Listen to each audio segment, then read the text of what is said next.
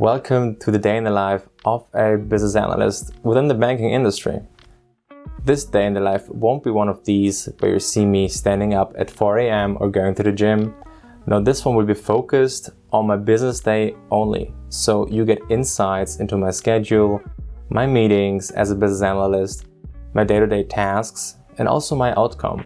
So how are we going to structure this video? First, I will show you my schedule of today, so you can see all my meetings. Then I will have my meetings and I will take you with me in those meetings so you can hear one or two things. Of course, everything will be anonymized due to confidentiality reasons, that's for sure. But still, I want you to get some value out of it. And after the meeting, I will recap and talk to you again directly what this meeting was about, how it went, what the issues are, so you get just more insights about that. And that's the way how we go in this video. So let's jump right into my schedule. Alright, so the very first task of today will be checking my mails and also having a look on my book of work. When I say this, I just mean during an evening or so, as we are very international, so stakeholders in multiple regions, I will have for sure some emails I need to check. And when I say checking my book of work, I just mean all those tasks that I have assigned to me, just updating them, looking that they're okay, and also preparing my daily stand-up, because the daily stand-up will be the next meeting. And here basically we're just in the Scrum team, so we're working in Agile. And here I just have to give some information about what I did yesterday, what I'm going to do today, and stuff like that. After that is done, I will have a very important meeting and also very interesting to you, because this one will be a walkthrough requirements session. Meaning I have refined a couple of requirements, a feature, and I want to walk through testers and developers of the Scrum team to have a first view on it, how it's going to be implemented, stuff like that. And they have the chance to ask some questions if they have some, right? So this will be just a briefing on what's coming up in the future planning. After that important meeting is done, I will have a global town hall. That's probably something not important to you. It's just like getting to know what's going on in the bank. So the CEO is just having a town hall, talking about the current situation. Then again, a very important meeting for you, super interesting, I guess. It is the requirements prioritization with my product owner. Basically, my fellow business analysts and myself, we have refined a couple of features, and now it's about prioritizing them. So in this meeting with the product owner, we will talk about the business value of the feature, the costs, so the efforts, dependencies, and come up with a prioritization. Also, if you're interested in more prioritization stuff, I have created a video for this. I will link it down below or anywhere up here too. After that is done, I will just have my lunch break, have a break for an hour. Then coming back, again, a super interesting meeting for you is the requirements gathering interview. This is not walking through a requirement. This is basically gathering new requirements. So currently I'm the product owner of a certain report. I'm a report owner. And for this report, I want to gather new requirements from the stakeholders. What would add a value to this report going to the future, right? That's the point of this meeting.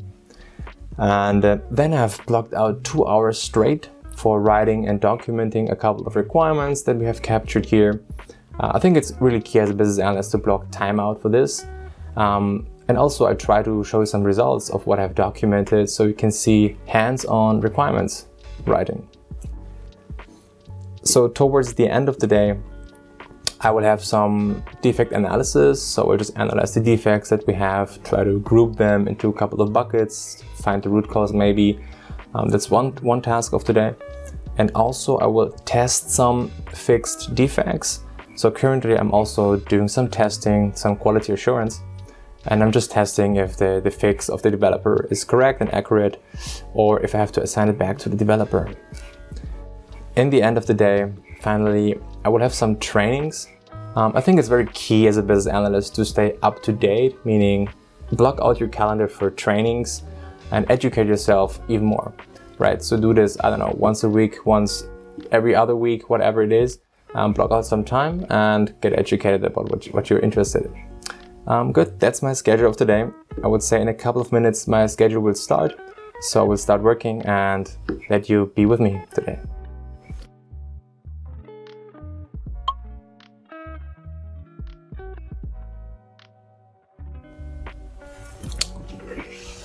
Alright, so the first task is done. I have checked all my mails, were a couple of questions from developers on requirements and stuff like that, so that's okay. Also sent out a couple of follow-up questions I had to someone else, right? So if someone is not answering, just sending out a follow-up. And I've checked my book of work, so everything is on track, is updated. And yeah, in a couple of minutes I will have my daily stand-up where we basically just attend and give our 2 cents. So see you there. Yeah, thanks for handing over. So yesterday we were able to complete a couple of defects. Again, a shout out to you, Robert, for the efforts yesterday. And also a couple of items were refined. For today I will still go on with the refinement of these items. I will also have some new gathering interviews for the report later that day. No issues from my side, no red flags, everything on track. Back to you.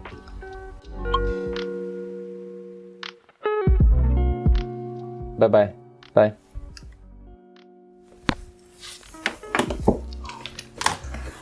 Alrighty, so that was the daily stand-up. Everything going smooth. Basically every day is going smooth right now. So that is okay. The next meeting I've told you already will be a walkthrough requirement. So let me give you a quick introduction. Basically the business needed a new feature. So in our space, we have an application where a user can start certain flows, workflows, and right now he or she is only able to start those flows in sequence. So after one is done, she or he can start the next one after it.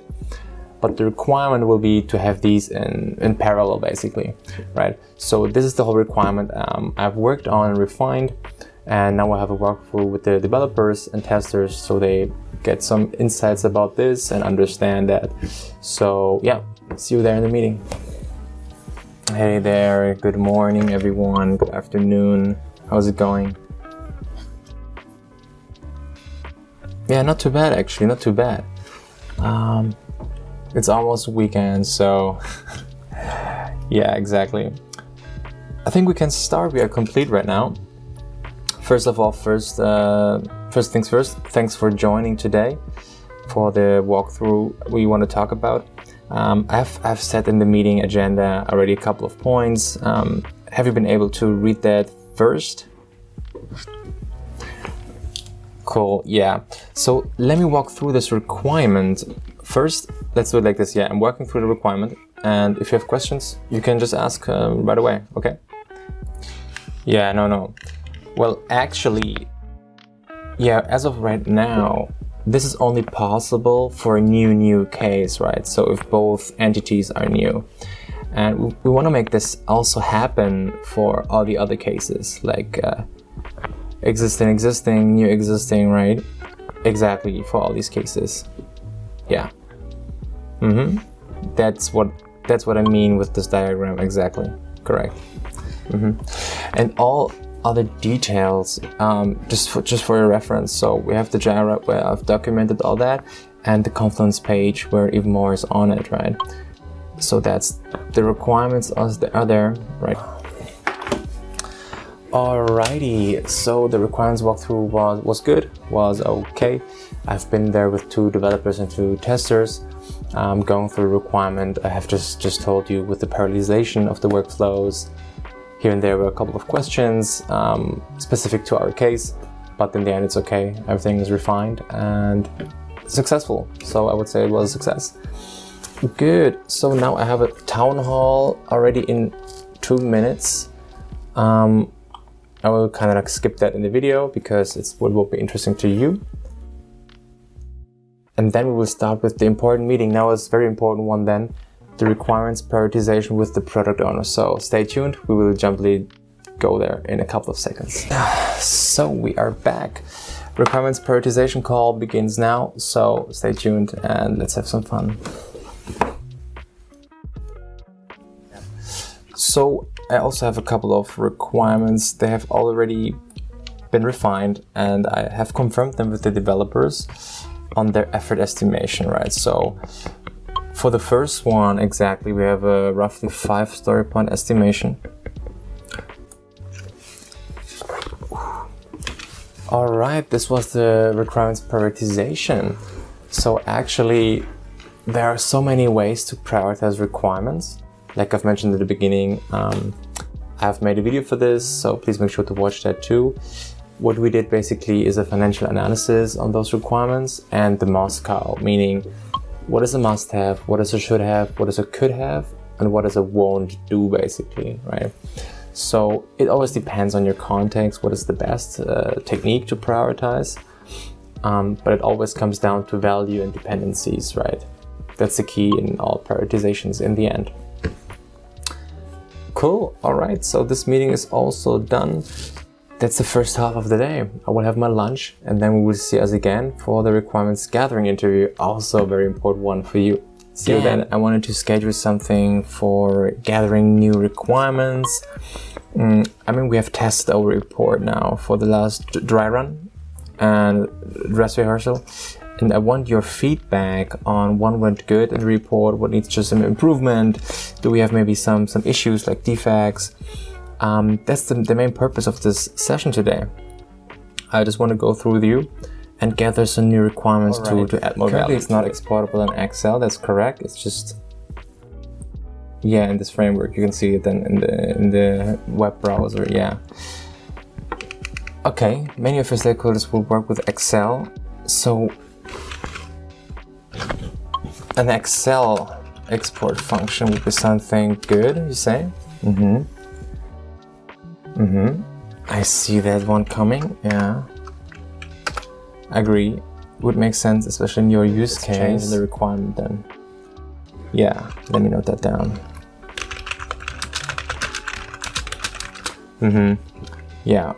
Alright, we will do this. So we will change the column and we'll just exclude those parties which are not purposeful enough for us then, okay? So this has changed over time, that's good. Alrighty, that's a lot of work to do. Thanks for this very fruitful and productive session, highly appreciated.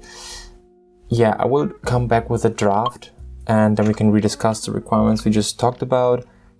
And then if that is a good one, we can go for development and then testing. And for the next dry run dress rehearsal, those changes should be implemented again in a cycle. Alrighty, thank you. Alright, take care. Bye-bye.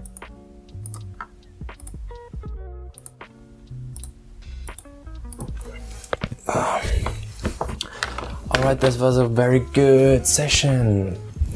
We had some new requirements, some changes, right? So we had the gathering interview, meaning eliciting new requirements or changing old ones.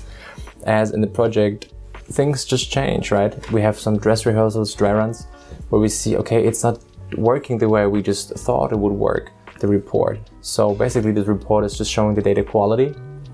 And this report, of course, is starts with sections, columns, and just some columns maybe don't do the work anymore, or we just need something different because things changed, right? That was this interview. It went pretty good, I think. I have a couple of requirements I will refine now, as we have blocked out a couple of hours to document, write requirements. I will do the work now and then see you later with maybe some results to show you what actually I did.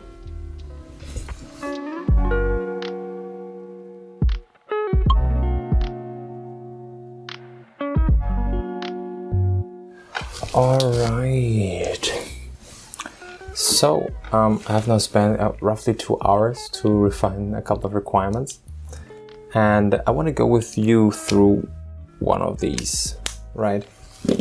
So let me do the following. So in the report we had a column which is indicating if a party is, or a bank account is based on a certain location. Right, it could be US, England, Italy, whatever.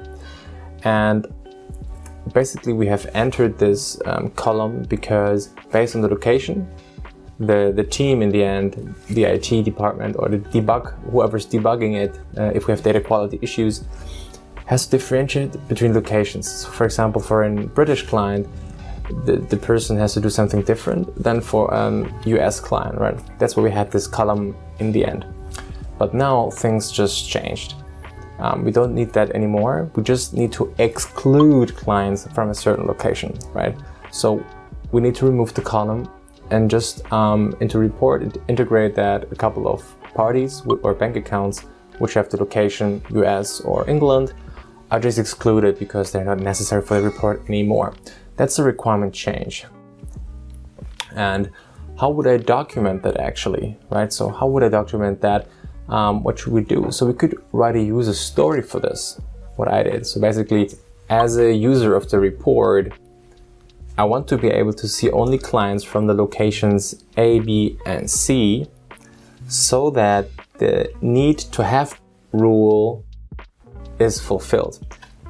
In the banking industry, a need to have rule is all over the place. This just means, do you really need this information or not? If you don't need that, you should not have access to this information. If you do need that, or you must know that, you should have access. And we just implemented this need to know principle, need to know rule as a requirement. And with this user story, I will go back to the stakeholders and let them confirm if that is correct.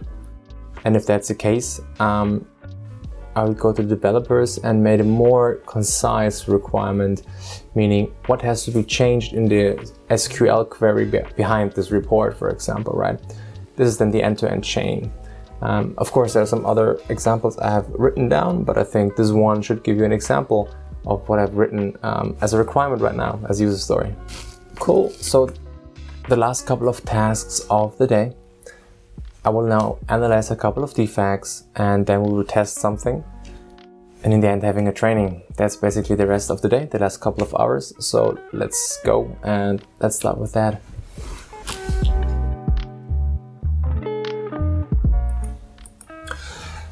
All right, so I have analyzed a couple of defects and I had my what the hell moments, of course. But I think I have seen some patterns where these defects are coming from, right?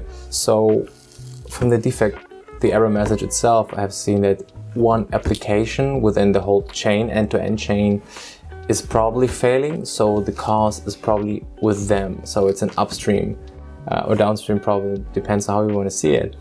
And if you fix probably one thing there, all these defects I've just analyzed will be fixed, right? So it's a defect pattern, right? So that's the outcome basically of the session. Happens quite often that you have just one issue at one certain place and many defects will be caused by this in the end. Okay, so now let's test some defects. Like I've mentioned in the beginning, as a BA, you don't usually do testing, but currently I'm supporting the testers, meaning writing the test scenario, testing the requirement I've written or someone else have written, and yeah, let's see these things if the defects are fixed or not.